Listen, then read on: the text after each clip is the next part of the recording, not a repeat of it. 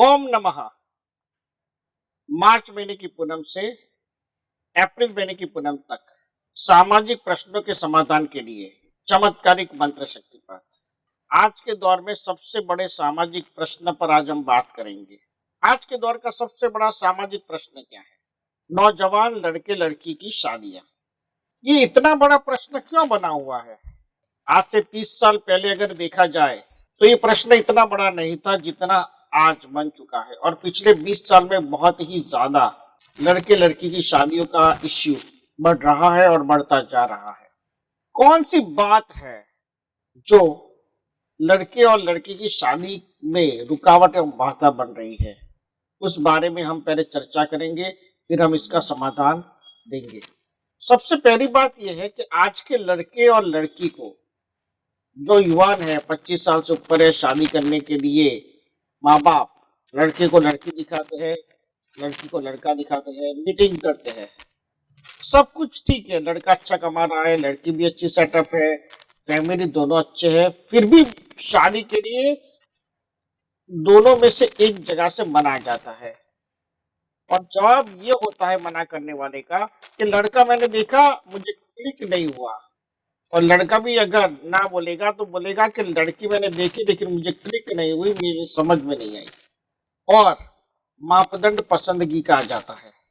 इंसान के नसीब में, योग में जब लिखा हो कि शादी का योग है, शादी करनी चाहिए, तो उस वक्त अगर आप पसंदगी का धोरण, पसंदगी का स्टैंडर्ड रखते हो तो उसमें योग काम नहीं कर सकता। मैं समझाता हूं कैसे। एक इंसान के नसीब में लिखा है कि उसके जीवन में वाहन आएगा।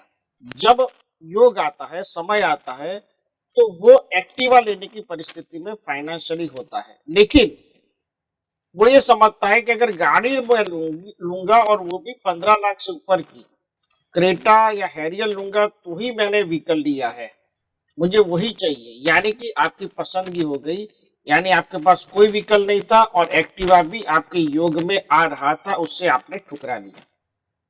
उसी तरह से सामाजिक प्रश्न में, शादी के प्रश्न में भी यही होता है कि लड़के ने लड़की को देखा, लड़की ने लड़के को देखा, लेकिन एक आध पॉइंट ऐसा होता है कि जो वीक होता है, इसलिए योग बनते हुए भी दोनों के शादी का बातचीत आगे नहीं बढ़ पाती और दोनों की एज बढ़ती जाती है। एक प्रॉब्लम तो ये है। दूसरी चीज, और अच्छा लड़का मिलेगा, ये सवाल बार बार मुझसे पूछा जाता है। और अच्छी लड़की मिलेगी, ये भी पूछा जाता है। और अच्छे की व्याख्या क्या, डेफिनेशन क्या, वो उनके पास भी जवाब नहीं होता। अगर आप पूछो कि भाई और अच्छे का मतलब क्या है, तो वो कहेंगे कि गुरुजी दिल में जो एकदम से उतर जाए। मतलब हिंदी मूवी की तरह एक इंसान आता है, हीरो आता है और हीरोइन के दिमाग में छा जाता है। इस तरह का माहौल आजकल के नौजवानों को अपने लाइफ पार्टनर की पसंदगी में चाहिए होते हैं। ये कहाँ तक सही है, ये प्रश्न खुद अपने आप से पूछना होगा। लेकिन इस बात को अगर आप अपने जीवन में प्रैक्टिकली एनालिसिस करेंगे तो आपको पता चलेगा कि शादी राइट टाइम पर अगर हो जाती है तो लाइफ सेटल होने में देर नहीं लगती। शादी 30-31 के बाद जब होती है तो लाइफ सेटल होने में भी दिक्कत होती है। उसके बाद परिवार को आगे बढ़ाना, यानी कि बच्चे बच्चे को जन्म देना, यानी सारी समस्याएं डिले हो जाती है। समझ लीजिए कि 35 साल के इंसान ने शादी की, पति पत्नी ने शादी की।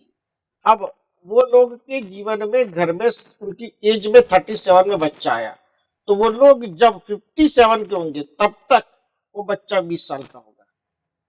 और आज के समय में और आफ्टर कोविड के बाद इंसान को सोचना चाहिए कि अगर अपनी जिंदगी को एक पटरी पर अच्छी तरह से चलानी है तो शादी के मापदंडों में थोड़े से बदलाव लाए, पसंदगी के हाई धोरण को थोड़ी सी मीडियम लेवल पर, यानी कि थोड़ा सा कनेक्ट करे कि थोड़ी सी अगर चीज जाती है और अच्छी तरह से लड़का या लड़की दोनों एक दूसरे के साथ सेटअप है तो शादी के लिए आगे बढ़ना चाहिए। इस तरह से कुटुंब के क्लेश में भी प्रश्न जो होते हैं उनमें भी छोटी छोटी बात में घर में झगड़े, विवाद, परेशानियां, डिस्टर्बेंस हो जाते हैं। सासू बहू में होते हैं या फिर बाप बेटे में होते हैं। ऐसी परिस्थितियों के कारण भी घर का माहौल बिगड़ता है। क्या करना चाहिए? माहौल को बिगड़ने से हमें रोकना चाहिए। इन सारे सवालों के सॉल्यूशन के रूप में मैं सामाजिक प्रश्न का मंत्र शक्तिपात देने जा रहा हूं। लेकिन मैंने जो बात समझाई है उस बात पर गौर कीजिएगा। घर में झगड़े अगर हो रहे हैं तो बाप बेटे को बैठकर उसका समाधान कर लेना चाहिए और एक ही बात पर बार बार झगड़ा जो होता है उसे बंद कर देना चाहिए। सास और बहू को भी इसी तरह से जीवन को आगे बढ़ाने के लिए सोचना चाहिए, तो ही घर में लक्ष्मी की प्राप्ति, उन्नति और समृद्धि आएगी। ओमकार का मंत्र शक्तिपात मैं देने जा रहा हूं। यह मंत्र शक्तिपात आपको दिन में 2 बार आपके सामाजिक किसी भी प्रश्न के लिए सुनना है। मैंने सामाजिक 2 प्रश्न के बारे में थोड़ी सी छोटी सी चर्चा की, इस पर बड़ी बात हो सकती है, गहन चर्चा भी हो सकती है। मैंने अपने जो एक्सपीरियंस लोगों के साथ है, भक्तों के साथ है, हजारों भक्तों के साथ जो मिलने का मेरा जो अनुभव रहा है और उनमें से मैंने जो सोचा समझा है वो मैं आपको कह रहा हूं। आइए मंत्र शक्तिपात श्रवण करें। ओम त्रिशम्यः त्रिशम्यः विंदम पतम पतम नमः। ओम कुर्वम महा तिष्यम नमः। ओम विंदा विंदा विंदा विंदा विंदा विंदा नमः। ओम दद दद दद दद दद दद दद दद शक्तम नमः। ओम कुर्वम महा सिद्धम नमः। ओम प्रपम प्रपम प्रपम प्रपम प्रपम प्रपम प्रपम प्रपम नमः। ओम त्रस्यामितम त्रस्यामितम त्रस्यामितम त्रस्यामितम त्रस्यामितम त्रस्यामितम विंदाततम नमः विंदाततम नमः विंदाततम नमः विंदाततम नमः विंदाततम नमः विंदाततम नमः विंदाततम नमः। ओम त्रिशम्यः नमः। ओम प्रवज्यः रक्षातिनी नमः। ओम नमः। ओम नमः। यह मंत्र शक्तिपात दिन में 2 बार घर का कोई भी सदस्य मनोकामना करके सुन सकता है। जिसको प्रश्न हो शादी का, जिसके घर में क्लेश को दूर करने की कोशिश करने के लिए माँ बाप या घर के परिवार का सदस्य चाहता हो, वो भी ये मंत्र शक्तिपात सुन सकता है। और घर के किसी भी प्रॉब्लम के लिए या सामाजिक कोई भी प्रश्न के लिए इस मंत्र शक्तिपात का श्रवण आप कर सकते हैं।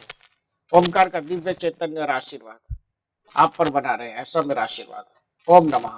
ओम नमः। ओम नमः। सद्गुरु ओम ऋषि प्रीतेश भाई यूट्यूब चैनल पे सब्सक्राइब कीजिए, बेल आइकॉन दबाएं और आने वाले लेटेस्ट वीडियो आप देख सकते हो।